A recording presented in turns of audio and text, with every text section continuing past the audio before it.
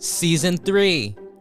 Welcome back to the Ishaan S Show. Today is the Season 3 premiere, and we have a lot of news to cover. We'll talk about this past summer in politics, primary elections, global headlines, President Biden's approval numbers, Congress, and so much more. New episodes of the Ishaan S Show are back and start right now. Today, October 7th, 2022.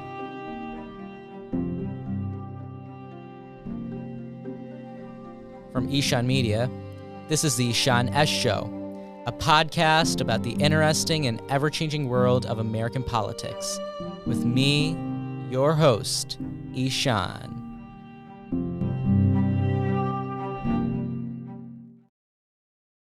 Season 3. Oh my God, we did it. Welcome back, everybody, to your favorite political news podcast, the Ishaan S Show. I'm so happy to be back, and I'm so happy to return to the intriguing world of American politics, and I'm looking forward to this next season. Now, when I left, I told you all that I would return eventually, and I had an idea of when I would return when I went on hiatus. However, things kind of changed. So when I left you guys for last season for our finale, for our hiatus, I had initially thought of actually coming back in August after taking maybe a 4-week break.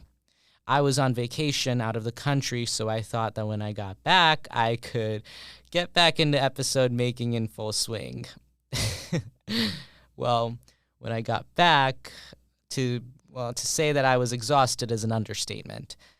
So after giving it some thought, I decided not to have an early August launched. Then school started, because I'm still in high school, and sports activities, among other things, all started at the same time. So podcasting was not as high up the list as I would have liked. But suffice to say, things are now under control, at least I think they are. And I am back here on your podcast app for you. Now, with that out of the way, let's take a look at what I want to do this season. Now, as I said earlier, my plan was to start a few weeks ago, but because we're starting now, there are only 5 weeks left before the midterms. So we're going to try to crank out 5 episodes that'll be a little longer maybe. We'll talk about the headlines, the biggest news stories, and I want to introduce something new that I'm calling Midterm Watch. In Midterm Watch, this new segment, I'll make predictions about the House and the Senate, and also tell you guys about some interesting races that you should be paying attention to. And believe me, there are plenty. This show has worked very hard to make it to these midterms, and it's been the thing that we've been focused on since day one, and I want to make sure that we're the smartest and most efficient in our approach on how we cover these stories. That's why I want to have a segment dedicated to the midterms, especially in these last few weeks in the home stretch of the midterm season, so that we can talk about all the important races that are going to impact you. Now, enough about me and the show. Let's get to some content. So, this past summer has been crazy in politics, with all sorts of interesting, fascinating things happening all the time, and they have prompted all sorts of political discussion. I know that we're used to me talking about every imaginable story in politics that we have encountered, but instead of doing that, in the best interest of both time for you and time for me writing this script, we're going to talk about the 3 biggest stories from the summer. But after that, I also then want to introduce the midterm segment because I think at least half of the episode should probably be dedicated to Midterm Watch. Maybe not as much of the episode length, but I do want to have some time dedicated to that. So that's why we're going to look at the 3 biggest headlines. So let's get started with those. So after we left the January 6th committee always making their way back into this show, started to really heat up. Their hearings really started to heat up in the information and evidence that they were sharing with the public from their investigation. Now, you might recall, I think maybe it was 2 or 3 episodes before the season 2 finale, we had an entire episode dedicated to the January 6th committee's public hearings. I'd suggest you go give that a listen if you want a little more context. But when we did it, when I made an episode about it back then, there was a lot of confidence that was put into the hearings, at least on the side of those that wanted to see some substantive evidence come out against the rioters and Donald Trump. But then they fell flat, the committee, which I said they fell flat. But for my friends who may not recall January 6th, 2021, let me remind you what happened that day. Basically, a large mob of mainly Trump supporters breached the U.S. Capitol building's security and jeopardized the security and safety of the vice president, at the time Mike Pence, Speaker Nancy Pelosi, and I believe every member of Congress present. After the riot, the Democrat-controlled House of Representatives created a special committee to investigate the January 6th attacks to see where there might have been shortcomings and precautions or foul play. And after a year of investigation, the committee finally announced that they would hold some 6 or 7 public hearings where they tried to tackle the most pertinent aspects of January 6th. From pressure being laid on Mike Pence and the Department of Justice to plots being made to use faithless electors, which essentially means going against the state's popular vote choice for president in exchange for votes being decided by unelected electors. The committee's work, admittedly, was a lot more partisan in perception, which is why I think it failed to garner the attention that it intended to get. When they started these hearings, the expectation was, oh, wow, the January 6th committee is going to be doing this huge investigation. They are going to have these huge public hearings. They're going to be terrible. But I think the way they were played out in the media, it didn't work out in their favor. Like, the perception ended up being a lot more partisan. Despite the fact that they were getting some prominent Republican support, it seemed like it was a lot more lopsided in favor of the Democratic Party. And the perception of it was not that hard to reach that, especially because the Republicans' main strategy was that the Democrat-controlled House has created this committee and is now going after our president. That was the claim of the Republicans.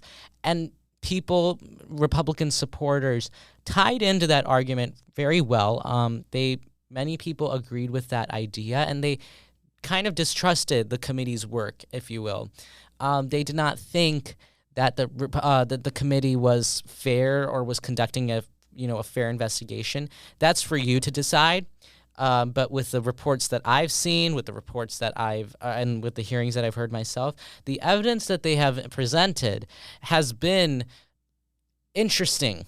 I'll say it's been interesting to look at because obviously this isn't something we've actually seen before. And so what I would say is we have to look at this as a new phenomenon. And as we know in politics, things are always changing. There's always new stuff. So this is one of those things where we have to look at it with a new lens, and we have to understand what this committee is trying to do. And we have to take off the partisan lens for a second to understand the intention of their goal. And maybe their goal is to be partisan. But the way I'm looking at it right now is that they are conducting the investigation that they want to conduct. But former President Donald Trump obviously has come out in blatant opposition to the work of the committee, and he has consistently criticized the committee for the hearings they conducted as a political sham, and that's what mainly the MAGA the MAGA wing of the Republican Party, those have been their main talking points. But yeah, the committee did conclude, I think, their last hearing in July, which was about President Trump and the 187 minutes during the Capitol riot when there was no communication from the White House. And they haven't held any hearings since. but they plan on holding more of these hearings in the future. I believe this month they are looking at a date for a primetime hearing, I believe, but we'll keep you updated on that. Now, the war in Ukraine has been shifting since the last time we spoke. When we went on break, there was essentially a stalemate between Russia and Ukraine, where there wasn't a lot of fighting from either side that was actually resulting in any tangible benefit for either side. But when you looked at it with a greater lens, when you looked at it from a greater length of time, you would see that this stalemate was more of a testament to Ukraine's resolve, I feel, because of the fact that they managed to hold an army as big as Russia back from entering too far into its borders. It's an accomplishment, I must say, because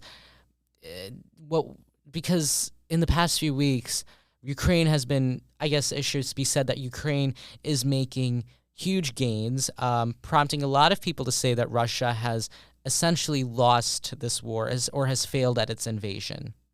It's not turning out at all the way they wanted it to. And instead, what we see is them desperately trying to turn the tables. And when I say them, I specifically only mean Vladimir Putin. For example, and an example of this desperation is recent referendums, which are votes held by popular vote, which were held in 4 major Ukrainian regions that have large Russian presences. And these votes were on whether or not Russia should annex these territories. Now, Russia claims that these are fair and the residents get to vote on it, but much of the world has called it out for what they see it as, which is a sham, and right out of their playbook. It's similar to what they've done in other regions, so this isn't a new thing for the international community, but I think what Putin, the president of Russia, tried to do this simultaneously with is the mobilization of 300,000 of his reserve troops in an effort to offset the losses that his army has experienced in this invasion. In addition to that, he's gotten more in a very aggressive mood. Putin is also using a lot more aggressive rhetoric against the West and is offering some very dark warnings to countries that are supporting Ukraine. He's repeatedly tried to use nuclear weapons as a threat and has tried to leverage his country's capabilities when it comes to asserting what he wants. And I think what that done is it stowed a lot of tension. And I think when we left, there was a bit of a pause in that because people still were like, maybe things might change. Maybe Russia might go in. Maybe Ukraine might just do something. So he was quiet. But in recent weeks, Putin has become a lot more vocal in his criticism of the West for their support of Ukraine. And he's become more forceful in this invasion because the perception right now is that he is losing. Because Russia had planned on taking over all of Ukraine in just a matter of a few days. And I remember we were all watching very closely for those first few weeks, just preparing for the worst. But then Russia kept falling and falling and falling in its assault. We're now in month 8, I think, of this war, and Putin is now being forced to increase the size of his army in Ukraine and is only getting more aggressive. And as many diplomats are saying, he's being cornered.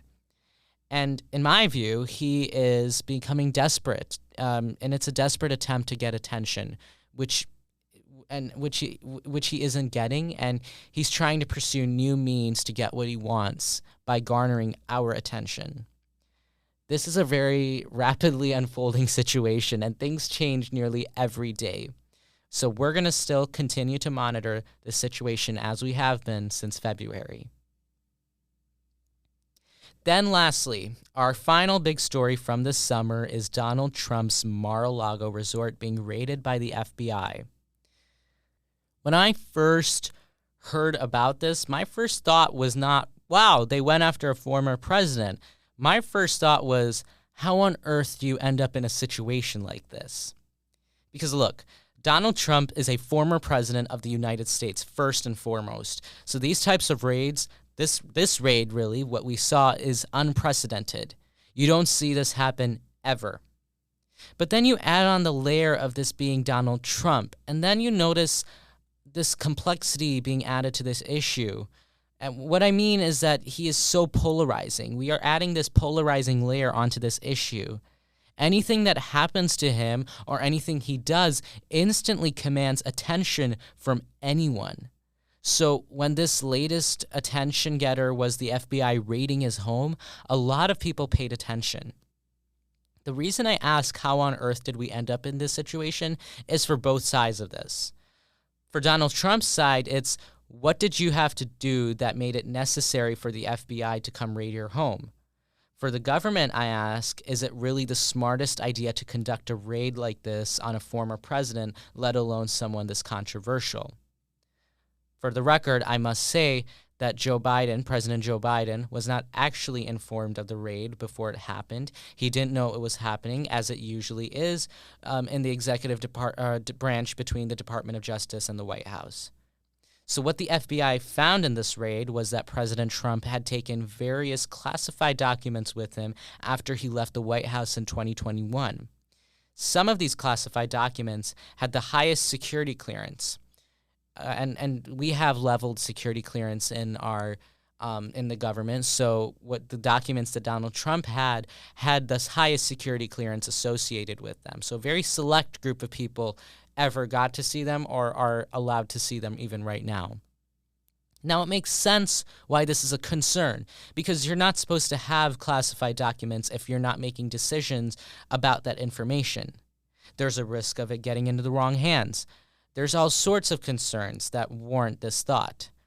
Regardless of your views, this raid has resulted in a huge fight, if you will, between Trump and Biden's Department of Justice over the release of the warrant and over the actual way the raid was conducted, to whether or not that the documents that he had actually posed an issue.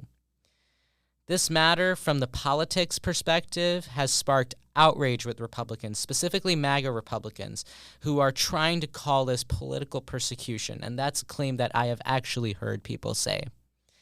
It's not that, really, but I'm sure these comments probably give an idea of how hot of an issue this is.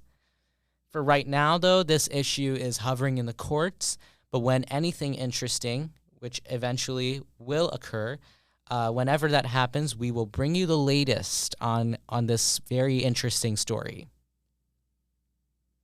All right, those were 3 of the biggest stories from the summer. When we come back, we'll get into Midterm Watch and talk about the situation of the midterms, top issues, some key races to watch, and who's winning. Don't go anywhere. We'll be right back after this short break. All right, we're back from our break.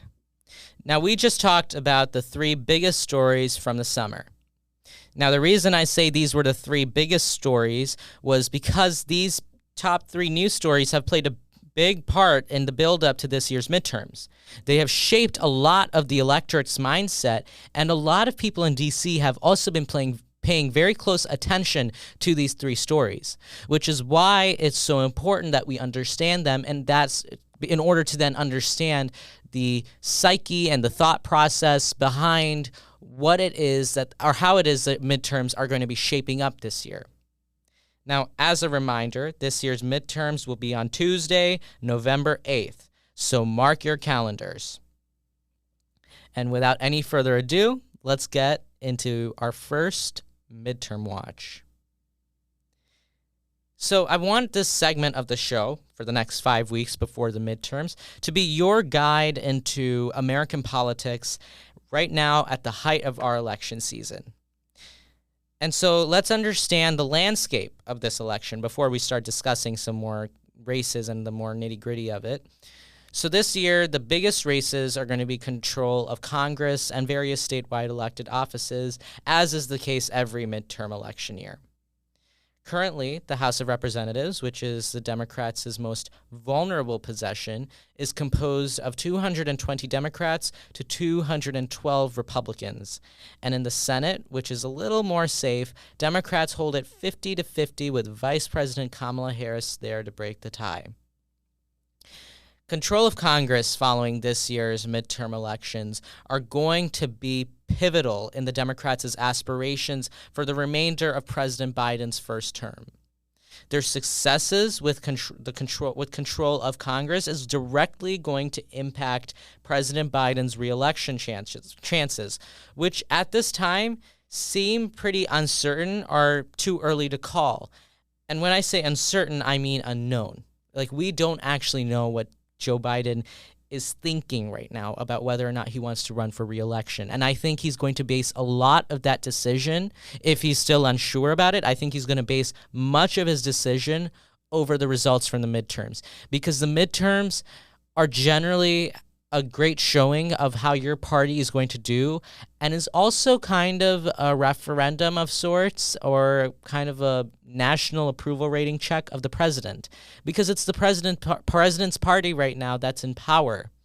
I remember in 2018, Republicans lost the House of Representatives by a huge number, and it was mainly because it was a huge rejection of Donald Trump, at least at the time. That's why they called it a blue wave year, because it was like a blue wave had just shot over all of the country, and we Democrats ended up winning, I think, 42 seats. This year, the House is expected to go to Republicans by a similar, if not greater, margin. At least during the summer when we were talking, because of issues like inflation, the war in Ukraine, among other things, Democrats' chances in the House seemed a lot more bleak. And so that's why that was sprouting a lot of concern. The House is the real issue right now for Democrats, and it's their biggest challenge. Winning those House seats is going to be pivotal in maintaining their control. And yes, in recent weeks, Republicans have lost the momentum that they had in the summer, but that still doesn't mean that they're not the favorites to win. They are still in the lead right now to win control of the House of Representatives, which could entail all sorts of things, but biggest of all might be a flop of the Biden agenda for the last 2 years of his first term. The issue for Democrats is that they have been working with such a narrow majority right now. The reason they don't have a lot of huge victories to brag about to voters is because they have such a narrow majority. And so because they have such a narrow majority, every vote counts like crazy. Like, there cannot be anyone defecting from big party votes, insert Joe Manchin and Kyrsten Sinema. Because of this narrow grasp of power, Democrats have struggled to roll out their policy initiatives, and the things they have been successful, the things that they've wanted to say they would be successful at when running, have been pretty toned down to what President Biden had, compared to what President Biden had promised. So their goal was initially at least to expand that majority, but now I guess it's more about protecting and holding on to whatever they can. On the other side of the equation, Republicans have been out of power for almost 2 years. Now, that's actually a pretty short amount of time when you look at politics on the grand scale. But for nearly 6 years preceding 2020, they did have some or complete control of Congress. And they made good use of their majority. They got a lot of huge policies passed. They undermined the Obama agenda. They helped President Trump's agenda. So that was, however, during the transition of their party from the old 2000s Republican Party to the new MAGA Republican Party. And there's a stark difference between the two. If Republicans win control of either house, or maybe both this November, it'll be the first time that they have helped run the government without Donald Trump literally steering everything they do. This time, it's going to be them in a working with a non-Trump White House, a Democrat White House, independent of Trump policies. Although, yes, of course, Trump has his influence over the party. But I think the distinction here is, now with that, if the House, I'm going to say the House because that's more likely to go. If the House goes red, that'll be the first example of Trump, or at least the Trump wing of the party, really trying to resist President Biden's agenda. Republicans are more likely to win the House, and so in that event, Kevin McCarthy will become the Speaker. the first Trump-aligned Speaker of the House. Because if you will recall, Paul Ryan was the last Republican Speaker, and he wasn't very pro-Trump. So this will be an interesting time, and especially with leadership in the Republican Party right now, it's been very confusing for people who aren't necessarily as much in favor or as supportive of Donald Trump. It's an interesting predicament for them. I think back to Liz Cheney, who was ousted from her number 3 role in the House Republican Conference. She was touted to be speaker one day, but then one thing against Donald Trump, and they basically cut her out of the party. So if Republicans win control of the House, it's going to be interesting to see how Kevin McCarthy runs his party, how he runs his conference in the House. All right. So for this segment, every week, I'm going to make my prediction. Who do I think is going to win? What are the major issues running the discussion, et cetera, et cetera. Now, for my predictions, they have stayed the same for the most part. I remember when I left for the season finale, it was a little more stark for the Democrats, but I think since the Dobbs decision, which ruled abortion illegal in the United States, more info on that on the IshaanSshow.com, Democrats have very much rebounded. Like, for example, in very Republican Kansas, voters voted to protect abortion. It was a referendum there, too, where it was unexpected in a Republican state like Kansas for them to actually vote to protect abortion. I think in their constitution, I believe that was the question. They ended up voting to protect it, which was a huge upset for pro-choice groups. Or Mary Peltola in Ruby Red, Alaska, who won her a special election to the House, defying a lot of expectations and beating big Alaskan Republican names who have won statewide before, like Sarah Palin. Now, I won't say that Peltola won her election because of abortion being such a major part of the headlines, but at the time, the sentiment was definitely more in favor of Democrats because of the Dobbs decision and the controversy around it. All right. Now, let's talk about some races that I'm looking at. We'll go more in depth into these stories in the days and weeks to come to talk about my reasoning, my thoughts, and more, but in the best interest of time, I'll give you a Cliff Notes version of two races that I'm watching. So those 2 races that I'm watching right now very closely are the governor's races in Pennsylvania and Arizona. These 2 races are honestly the ultimate battle over the 2020 election. As most of you know, a lot of Trump supporters question the outcome of the 2020 election and question the fairness of the results and whether or not President Biden had actually won. Now, here on the Ishaan S Show, and we go with the numbers and the evidence, and right now, and that evidence and those numbers point to the fact that President Biden did, in fact, win the election. But many Trump supporters do deny that, and they do question that. Now, this group of people, their popularity, it has skyrocketed within the GOP because so many of them are taking a more prominent stage. They have been empowered by President Trump. And so many of them are now running on election denial platforms. I think there was a stat out there from NPR maybe, which said that about 1/3 of all Republican candidates in this year's midterm cycle are running on an election denial platform. And so many of these people are running for Secretary of State offices, governor's races, Senate, which makes you think a lot more about the 2024 election and what this election denial sentiment might be then. Because the 2022 election, the results from here are definitely going to have an impact on the 2024 election if election denial and election fraud and these types of things end up in the discussion. That's what we're seeing in Arizona and Pennsylvania for their races for governor. In Arizona, you have Republican Kari Lake up against Democrat Katie Hobbs.